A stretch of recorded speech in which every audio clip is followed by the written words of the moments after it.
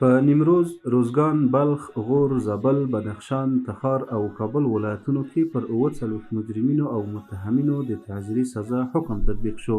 د بلخ ولایت محاکمو په 2 اونیو کې 645 دوسیو ته پر رسیدنه سربیره 530 وثیقې هم اجرا کړي دي. د کندهار او زابل ولایتونو د حقوقو امریتونو په یوه میاشت کې 840 عرضپاڼو ته رسیدنه کړې ده.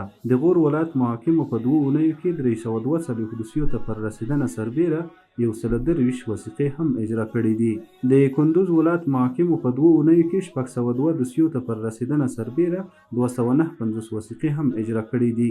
د هرات ولایت محاکمو په 2 اونیو کې 812 دوسیو ته پر رسیدنه سربیره 414 وثیقې هم اجرا کړي دي.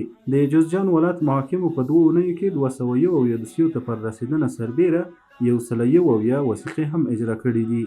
د فاریاب ولایت محاکمو په 2 اونیو کې 492 دوسیو ته پر رسیدنه سربیره 430 وثیقې هم اجرا کړي دي. د نیمروز ولایت د ښاري ابتدایه محکمې د پریکړې له مخې 12 ټنه نشه یي توکي وسوځول شول. د ننګرهار ولایت محاکمو په 2 اونیو کې 320 دوسیو ته پر رسیدنه سربیره 194 وثیقې هم اجرا کړي دي.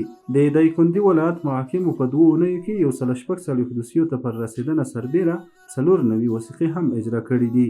د کابل ولایت مرافعه د نشه یي توکو او مسکراتو څخه د مخنیوي او اختصاصي محاکمو په 2 اونیو کې 412 دوسیو ته رسیدنه کړې ده.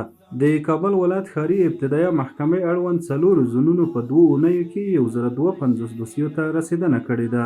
د کابل ښار د سندونو او وثیقو د ثبت 6 امریتونو په 2 اونیو کې 1107 بېلابېلې وثیقې اجرا کړې دي.